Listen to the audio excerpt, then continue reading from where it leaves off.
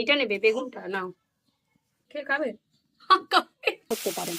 চিংড়ি মাছের ঝাল একদম রেডি। নমস্কার বন্ধুরা, সানার কিচেনে আপনাদের সবাইকে স্বাগত। আজ আবার চলে এসেছি আপনাদের সঙ্গে একটি রেসিপি শেয়ার করতে। আজকে বানাবো চিংড়ি মাছ দিয়ে বেগুন দিয়ে ঝাল। এই বেগুন দিয়ে চিংড়ি মাছের ঝালটা খেতে দারুণ লাগে। কোনটা নেবে? এইটা নেবে, বেগুনটা নাও। বেগুন দিয়েই চিংড়ি মাছের ঝাল খেতে কিন্তু দারুণ লাগে। চিংড়ি মাছ তো আপনারা অনেকভাবেই রান্না করেছেন, একবার এইভাবে বেগুন আলু দিয়ে ঝাল করে দেখবেন, খেতে দারুণ লাগবে। চলুন তাহলে রান্নাটা শুরু করি। সেই রান্না করবে, মেন সমস্যা হচ্ছে এটাই।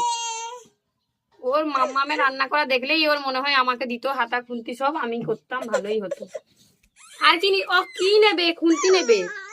এই খুন্তিটা? আচ্ছা কখন নেবে? কড়াইয়ে ধরবে সে। তুমি একটা শুকনো লঙ্কা নাও তো। ধরবি না রে। খেয়ে খাবে? তেলটাকে প্রথমে খুব ভালো করে গরম করে নেব।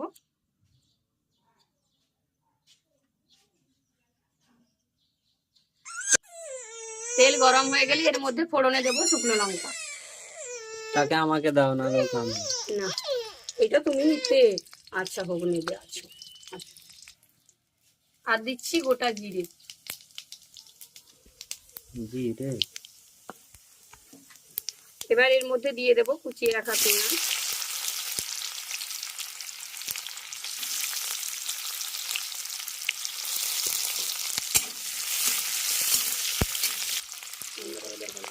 পেঁয়াজটাকে হালকা করে ভেজে নিয়েছি। এবার এর মধ্যে দিয়ে দেব আলু আর বেগুন। আলু আর বেগুনটাকে লম্বাটে টুকরো করে এইভাবে লম্বা লম্বা করে খুব ভালো করে এটাকে ভাজবো।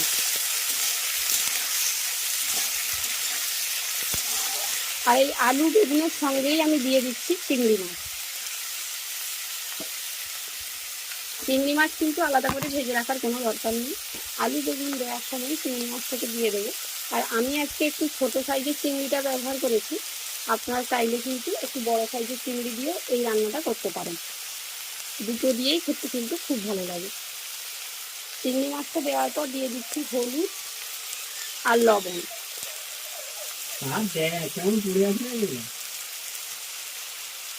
এবার এগুলোকে ভেজে নেব।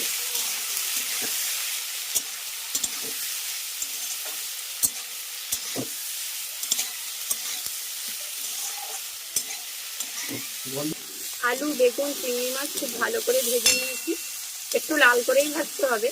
এরপর আমি এর মধ্যে দিয়ে দেবো বাটা মশলা, জিরে, ধনে, শুকনো লঙ্কা, রসুন আর সামান্য একটু সরষে। এবার মশলাটা দিয়ে খুব ভালো করে কষিয়ে নিচ্ছি। কি হয়েছে উপর? অতিরিক্ত কিন্তু মশলার ব্যবহার করবেন না, তাহলে খেতে ভালো লাগবে না। অল্প পরিমাণেই মশলাটা দিতে হবে। হ্যাঁ সেটা ঠিক আছে, ঠিক আছে, ওটা রেখে দাও। আচ্ছা, ভেরি গুড ভেরি গুড। বাহ। মশলা দেওয়ার পর দিয়ে দিচ্ছি টমেটো কুচি। টমেটোটাকেও একইভাবে একটু লম্বাটে করে কুচি করে রাখি। দিয়ে সমস্ত কিছুকে খুব ভালো করে একটু কষিয়ে নিচ্ছি।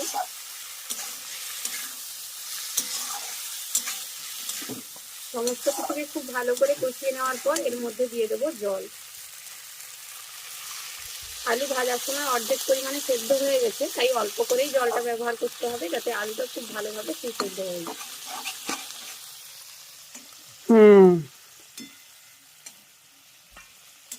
এবার ঢাকা দিয়ে এটাকে রান্না করব, আলু আর সমস্ত কিছু খুব ভালোভাবে সেদ্ধ হয়ে যাওয়া পর্যন্ত।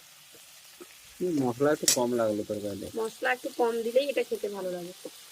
রান্না আমি করি, তুমি শুধু খাও। তুমি তো জানোই না আমি কি দিই রান্নায়, বুঝতেই পারো না তুমি সেটা। বেগুন দিয়ে চিংড়ি মাছের ঝাল একদম রেডি। এবার এটাকে নামিয়ে নেব। হয়ে গেছে বলছো? পুরো রেডি, শুধু ভাতটা বেড়ে মাখাও না, দেখবে কিরকম টেস্ট হয়েছে। মানে এর আগে তুমি খেয়েছো, শুধু রান্নাটা দেখোনি, প্রসেসটা আজকে যেহেতু ক্যামেরা করছো তুমি, তাই দেখছো, তার জন্য তুমি ভাবছো যে রান্নাটা কি এরকমই করে না কি ব্যাপার, তাই না?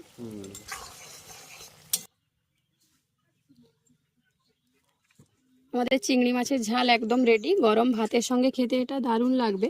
আমাদের আজকের এই রেসিপিটা কেমন লাগলো অবশ্যই কমেন্ট করে জানাবেন। ভালো লাগলে বরাবরের মতো ভিডিওটিতে একটি লাইক করে আপনার ফ্যামিলি এবং বন্ধু বান্ধবের সঙ্গে ভিডিওটা শেয়ার করবেন। সেই সাথে চ্যানেলে নতুন বন্ধু হয়ে থাকলে অবশ্যই চ্যানেলটি সাবস্ক্রাইব করে নেবেন আর বেল নোটিফিকেশনটা অবশ্যই ক্লিক করে রাখবেন, সবার আগে নোটিফিকেশন পাওয়া যায়।